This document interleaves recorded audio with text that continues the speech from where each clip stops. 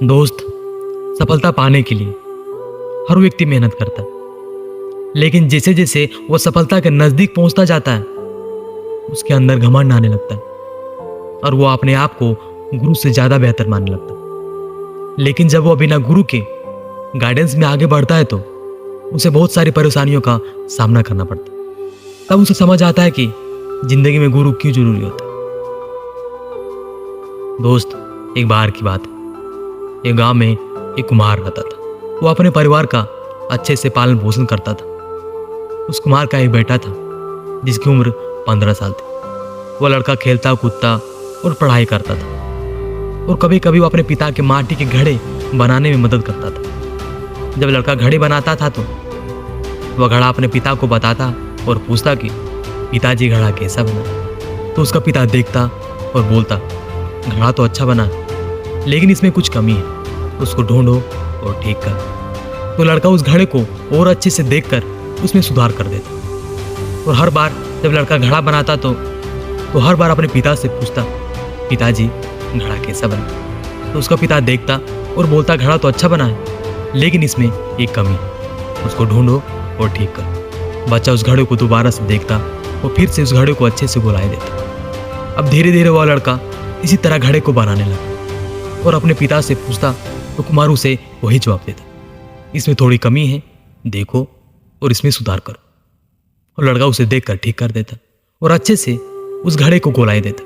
और ऐसा होते होते एक समय ऐसा आया कि मार्केट में उस लड़के का घड़ा 500 रुपये का बिकता था और उसके पिताजी का घड़ा 400 रुपये में। और ऐसा कुछ दिनों तक चलता रहा। और फिर जब लड़का घड़े बनाता तो अपने पिता से पूछता कि पिताजी घड़ा कैसा बना। तो फिर पिता देखता और वही जवाब देता, घड़ा तो सही बना है, बस थोड़ी सी कमी, देखो और उसमें सुधार करो। जैसे ही पिता ने ये बात बोली, वो लड़का अपने पिता से बोलता है कि आप हमेशा ये बात बोलते हैं, आपको कुछ नहीं पता, मेरा घड़ा मार्केट में 500 का बिकता है और आपका 400 का। मेरा घड़ा अच्छा है, आप हमेशा ही कमी निकालते रहते। तो पिता चुप हो जाता और फिर बोलता है कि ठीक है बेटा, तुझे जैसा अच्छा लगे बना। और फिर पिता अपने काम में लग जाता और लड़का अपने काम।